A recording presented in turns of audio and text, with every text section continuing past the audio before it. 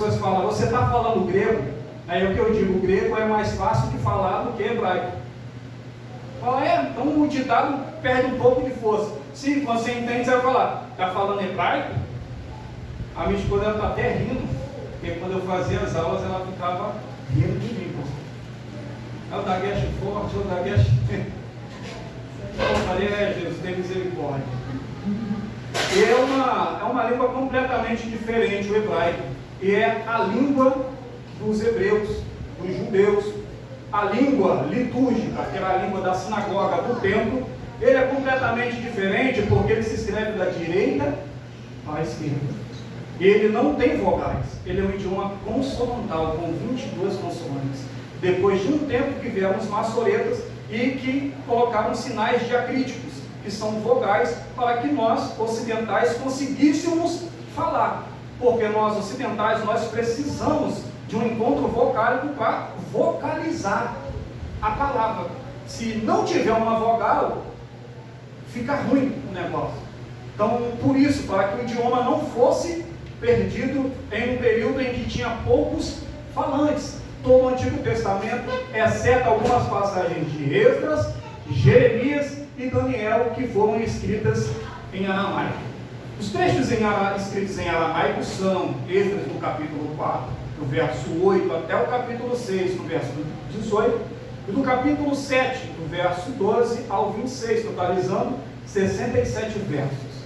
Daniel, nós temos a maior parte de escritos aramaicos, do capítulo 2, do final do verso 4, até o capítulo 7, o verso 28, totalizando 200 versos em aramaico.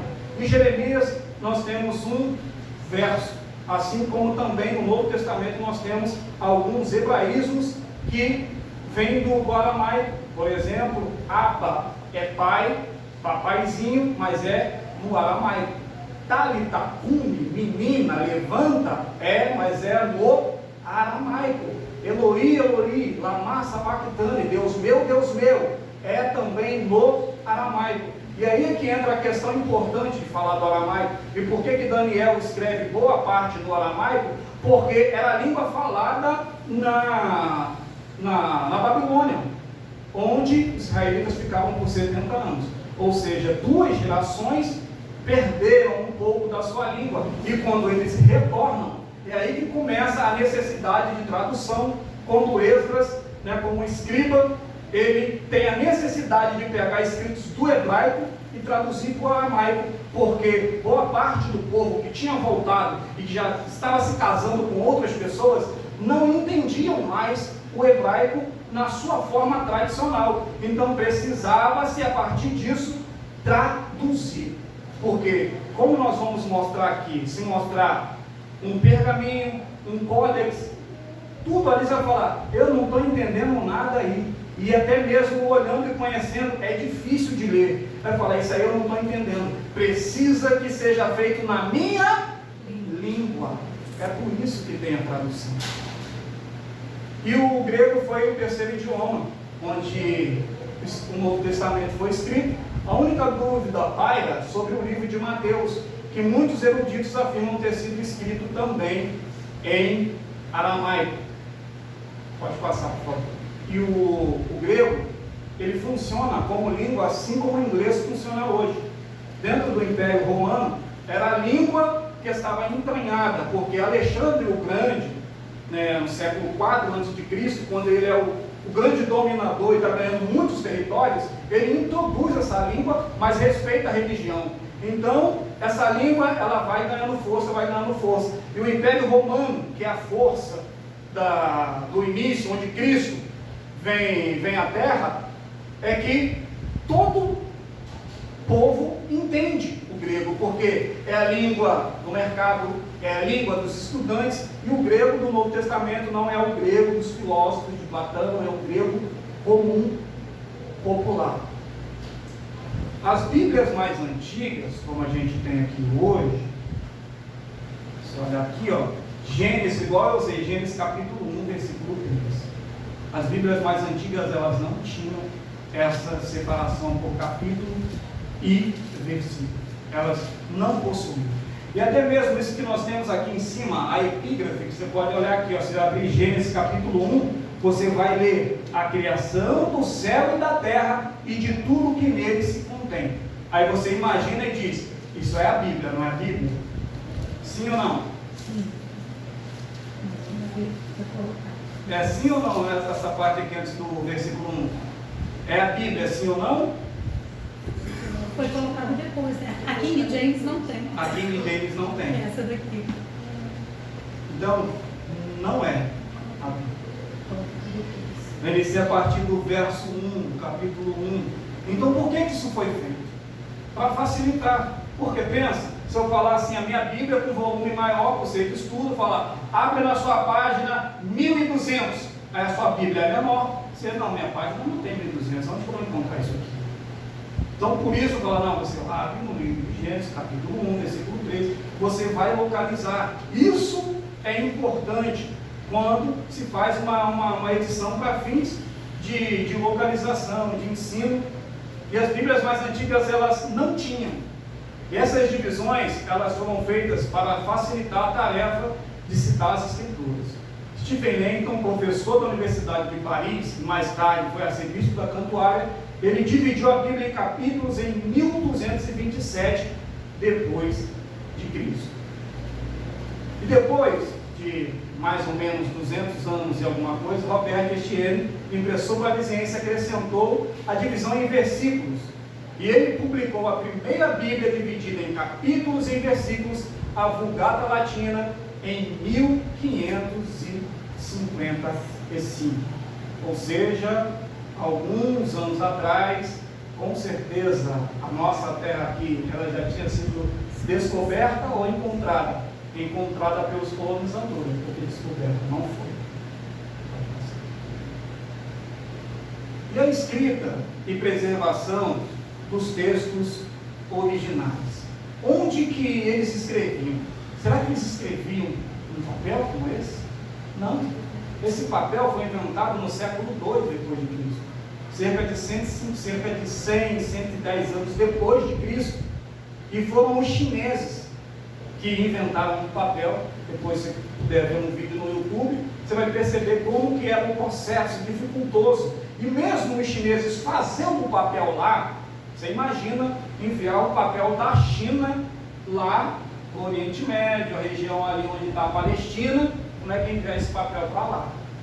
É claro que não é vapt-vupt como nós estamos aí hoje, né, com a internet. E os textos eles eram escritos em papiro, feito de folhas de planta prensadas, e o pergaminho, feito de peles de animais que eram enrolados em rolos.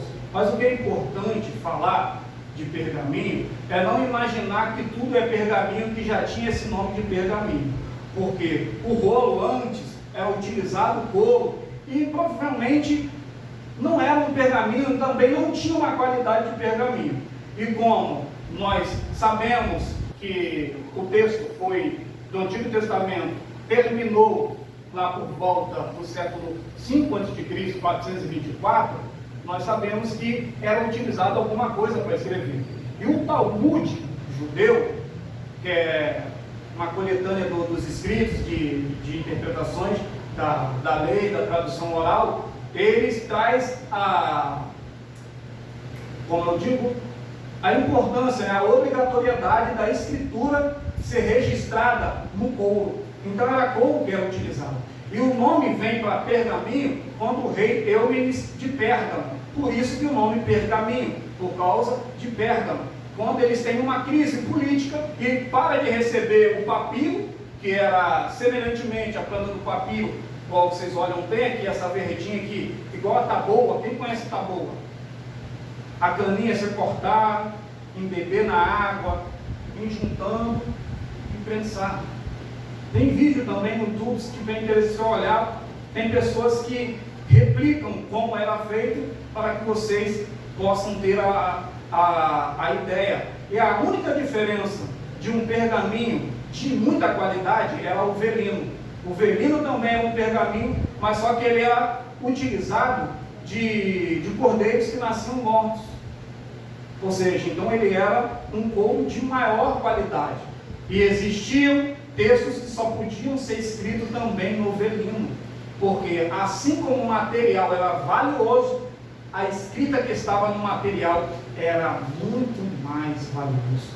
E aí as pessoas às vezes brincam e falam, como teve uma coisa que viralizou na internet, sobre o fato de que dá tapa, bater, jogar no chão, puxar para cá e falar, isso aqui não é a palavra de Deus. Não, não é isso aqui.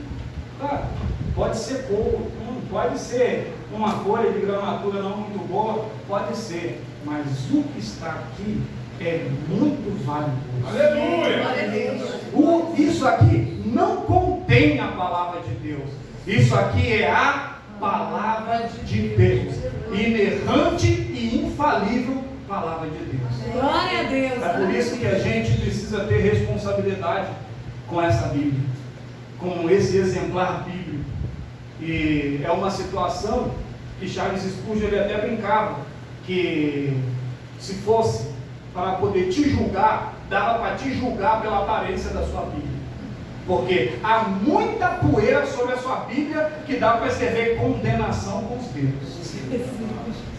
E aí ele falava mais: se a Bíblia de alguém está castigadinha, está bem mastigada, cheia de risquinho, chega lá.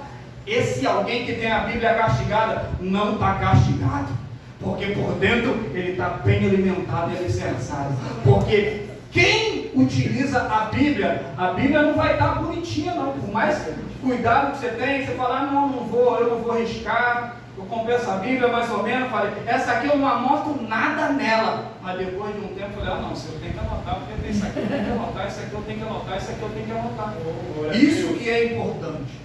Isso que é importante. Ela está queimadinha aqui caiu um negócio que manchou ela aqui, algumas coisas aconteceram com ela, mas eu louvo a Deus, porque com algumas topadas, algumas batidas dali para cá, eu estou aqui de pé. Glória a Deus. Então não tenha vergonha, talvez sua Bíblia, nossa, minha Bíblia, acho que vou precisar até de uma nova. Você precisa é que a cada novo dia você tenha contato com ela. É isso que você precisa. Louvado seja Deus. Pode passar. E qual eram os materiais usados pelos escritores bíblicos antes do papel criado pelos chineses no século II e da invenção da imprensa, que foi criada em 1455 pelo alemão Johannes Gutenberg? Qual? Vê que tem aqui, o rapaz está qual? Quais seriam? Pode passar. E aqui, ó, vem ao canto, você vê uma tábua de pedra. Tábua de pedra, duas, te lembra alguma coisa? O Decálogo, os 10 mandamentos. Glória a Deus, aleluia. Bem aqui no cantinho, a madeira que era utilizada aqui, ó, para riscar marcas bíblicas, ou seja, na argila. E aí nós temos Abacuque, capítulo 2, versículo 2. Escreve nas tábuas do teu coração. Nós temos ali bem ao meio uma ostraca. Uma ostraca também era utilizada também para escrever. Uma ostraca também ela podia estar quebrada. E aí nós temos Jeremias capítulo 18, muito importante, de que o vaso quebrado também é uma mensagem para nós. Porque o vaso que se quebrava e não se voltava para a roda e secava, aquele pedacinho do vaso era utilizado para escrever uma mensagem. Deus nunca desperdiçou recurso. Glória a Deus. E Deus ensina a igreja e o povo de Deus a não desperdiçar recursos. Se Ele te deu recurso de tempo, de dinheiro, de saúde, de vida, Ele espera alguma coisa de você. Glória a Deus, aleluia. Louvado seja Deus. Amém, Jesus. Aí esse daqui eu acho que é menos conhecido, aquele meio ali de madeira que parece um quadro verdinho. Eu acho que as crianças de hoje não conhecem, né? As crianças de hoje não conhecem. Era da nossa época, a professora tinha que molhar o giz, né, escrever, e a gente tinha que esperar secar para poder começar a copiar, porque não dava para ver, né? Ver como é que o negócio melhorou muito, que era uma tabuleta. Bem embaixo aqui, nós temos uma parte do rolo de Isaías encontrada em Qumran, entre os rolos do Mar Morto, que é o maior achado arqueológico. Foi encontrado em 1947 na fortaleza de Massada, lá na Palestina, e que mostrou para o mundo que existiam rolos ali de muitos anos atrás e foram comparados com as escrituras que nós temos hoje. E aí, tinha alguma coisa diferente? Pouca coisa, que nunca mudava o sentido do texto. Então esses eram um dos materiais, e tinha muitos outros materiais, mas pode avançar. E aí nós temos os escribas. Quem é que escrevia? Não era qualquer um que escrevia, eram os escribas que escreviam, porque um povo iletrado, que nem todo mundo sabia ler, e isso era para a elite, pessoas que iam aprender a escrita. E os escribas judeus eram dos mais cuidadosos. Por exemplo, eles contavam cada letra, para garantir que não houvesse erros. Por quê? Por mais que o pergaminho, ele por ser um paralincépico, ele podia ser limpado o couro e escrever de novo. Mas só que como era um texto que não podia ser rasurado, eles tinham o cuidado de escrever letra por letra. E aí é que aqui entra aquela questão: aquele que acrescentar e aquele que retirar, será retirado a parte que ele tem. E isso por quê?